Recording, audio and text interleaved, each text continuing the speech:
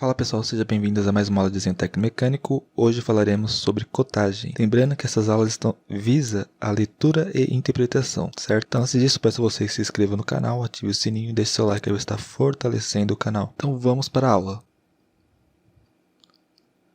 Cotagem. Bom pessoal, cotagem é a indicação aí cotagem é a indicação das medidas da peça em seu desenho. Então, para a cotagem de um desenho técnico é necessário três elementos: a cota, a linha de cota e a linha auxiliar. Precisamos desses três elementos. A linha de cota são linhas contínuas estreitas com setas nas extremidades.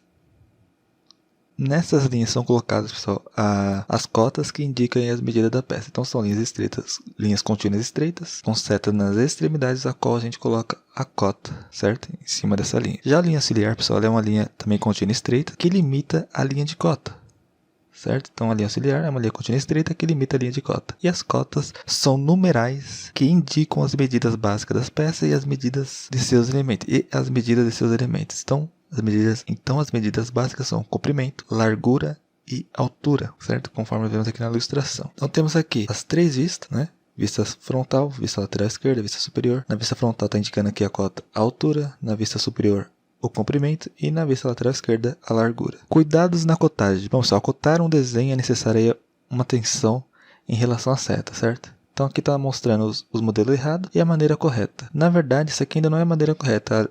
A seta é um pouquinho mais estreita, conforme essa daqui. Esta é a seta correta. Mas você vai encontrar muitos desenhos com a seta igual essa aqui, certo? Então, pode considerar correto também.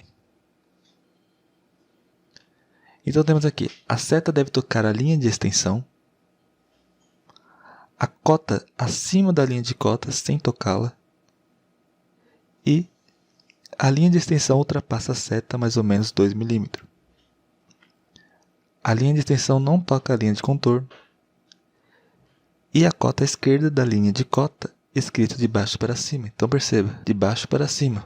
Então com isso, pessoal, nós conseguimos observar que as cotas guardam uma pequena distância acima das linhas de cota. E as linhas auxiliares também guardam uma pequena distância das vistas do desenho técnico. E temos que observar uma coisa, pessoal. Em desenho técnico mecânico, normalmente a unidade de medida usada é o milímetro. E é dispensada a colocação do símbolo. Então perceba que aqui no meu desenho não tem nenhum símbolo de milímetro. Porque entende-se que a medida é em milímetro. Caso eu estivesse usando uma polegada, eu teria que colocar o seu símbolo, certo? Então, por exemplo, isso aqui seria 7/8, né? Polegada. Na verdade, isso aqui não é o símbolo da polegada, né? Eu coloquei aqui só para como improviso aqui. O símbolo da polegada é os dois asteriscos, assim, dois tracinhos. Aí eu acabei colocando asterisco aqui porque eu não encontrei esse tracinho. Enfim, se fossem polegadas, eu colocaria desta forma. Aqui. Mas como é em milímetro, não tem necessidade de representar, certo, pessoal? Entende-se que é em milímetro. Caso estiver em outra, tivesse em polegadas, estaria aqui o símbolo. Outra observação: as cotas devem ser colocadas de modo que o desenho seja lido da esquerda para a direita e de baixo para cima, paralelamente à dimensão cotada. Então, da esquerda para a direita e de baixo para cima. Então, deve ter atenção aí em relação a isso. Bom, pessoal, temos cotas que indicam tamanho e cotas que indicam localização de elementos. Vemos essas peças que temos os elementos como um furo quadrado, com saliência, um rasgo passante e um rasgo não passante.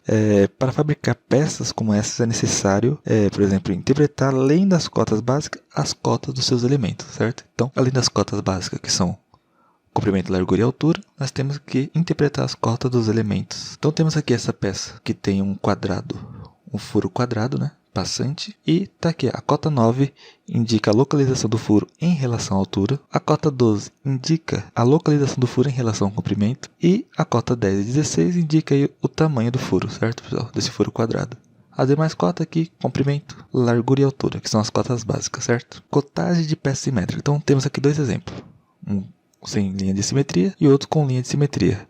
A utilização, pessoal, de linha de simetria em peças simétricas facilita e simplifica a cotagem, conforme vemos aqui. Olha só, nesse daqui que não tem linha de simetria, eu sou obrigado a colocar uma cotagem aqui indicando que aqui tem 15 e 12, certo? Então, somando 15 mais 12, eu sei que falta 21 para dar 42. Perceba que aqui ele colocou 21, né, para indicar o centro, e aqui ele colocou 15. Já na linha com linha de simetria não há necessidade de colocar essas cotas, porque a minha peça ela mede 42. A sua metade eu já sei que é 21. Então aqui eu sei que tem 21 aqui, 21 aqui. Aqui que mede 12, eu sei que tem 6 aqui e 6 aqui. Então, se eu fizer 21 menos 6, sobra 15. Então eu sei que aqui já tem 15. 21 mais 6, 15 mais 6 dá 21, certo? Então, se tem 21 aqui, eu sei que tem 21 aqui. E sei que tem 15 aqui. Então não tem necessidade de colocar essas cotas quando eu estou utilizando linha de simetria.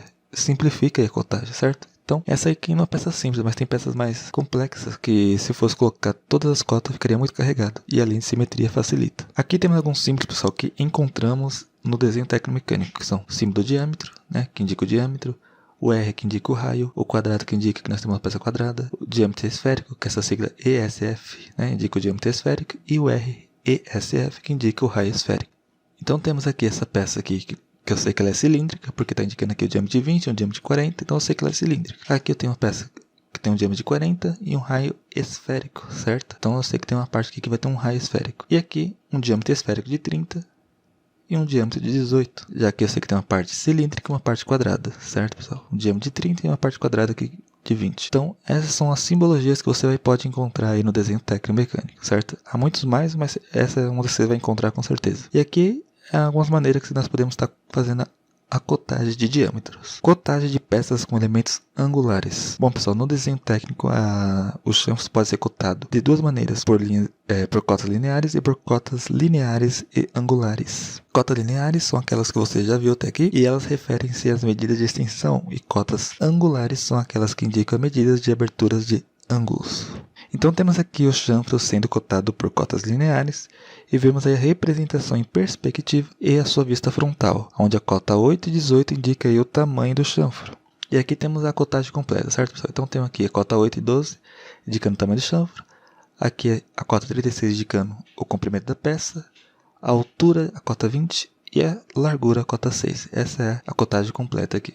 Só que nem eu falei, nós podemos ter cotas lineares e cotas lineares e angulares, conforme vemos aqui nessa ilustração, onde a cota 7 indica a altura do chanfro e a cota 25 indica a abertura do ângulo do chanfro, certo, pessoal? Perceba que a linha auxiliar aqui ela acompanha a inclinação do chanfro, certo? A mesma coisa aqui, onde a cota 8 indica o comprimento do chanfro e a cota 30 indica a abertura do ângulo dos chanfros. E novamente aqui a linha auxiliar acompanha a inclinação. Bom, pessoal, quando o ângulo do chanfro é de 45 graus, sua cotagem pode ser feita como mostra a ilustração. Por exemplo, esse aqui está indicando comprimento de 2 e o ângulo da abertura aqui do chanfro de 45 graus. Então nós colocamos desta maneira, certo? Você pode encontrar 3 por 45 graus, 2 por 45 graus, 3 por 3, 3 por 45 graus, certo? Agora a cotagem desses elementos, pessoal, é feita com cotas angulares e também com cotas lineares, como vemos aqui, certo? Então temos aqui a cota 90 indicando o ângulo, né? A abertura do ângulo, cota 30 o seu comprimento, cota 50 o comprimento da peça, cota 25 a largura e a cota 28 a altura. Bom, pessoal, aqui temos mais um exemplo disso, que é as cotas básicas, olha só. Temos as cotas lineares e as cotas angulares. Então as cotas básicas aqui são a de 33, que indica o comprimento, a de 18, que indica a largura, e a de 15 mm, que indica a altura. As aberturas dos ângulos dos elementos angulares são de 135 e de 45 graus. O tamanho dos elementos angular da esquerda é definido pelas cotas 135, 4 e 18 mm, certo? 135, 4 e 18 mm. Esse 18 aqui eu sei que é um rasgo passante, certo? E eu sei que a altura desse rasgo é de 4 mm, só que a abertura desse ângulo aqui é de 135 graus e desse aqui é de 45 graus, certo? E o tamanho angular do da direita, que é esse daqui, é de 45 graus, 4 mm e 18 mm. Então perceba que 4 mm aqui e 4 mm aqui. O que diferencia desses dois lados é o ângulo, a abertura do ângulo, certo? O restante é igual. E o tamanho do rasgo passante é de 20 mm, a qual está sendo indicado aqui. E 18 mm, né? Porque como ele é passante, então ele é 18 mm. E 4 mm, que é a sua altura. A cota 5 indica a localização do rasgo passante em relação à lateral direita da peça. E a espiga, pessoal. E a espiga redonda mede 5 mm de altura, conforme vemos aqui. E o seu diâmetro é de 10 mm, conforme vemos aqui na vista superior. Seu diâmetro de 10 mm. E o furo mede 5 mm de diâmetro. 5 mm de diâmetro e 11 mm de altura. E é passante. Então, a gente sabemos que ele é passante, vemos aqui pela linha tracejada. Seu diâmetro é de 5. E mede 11 mm aqui de altura. Como eu sei que mede 11? Olha só, aqui eu tenho 10. Se eu tirar os 4, sobra 6, certo? Estou tirando esses 4 aqui, sobra 6. Então, esse pedacinho aqui mede 6 mm. Mais 5, 11. Então, o furo aqui ele é de 11 mm. Um furo passante com diâmetro de 5, certo? Então é isso.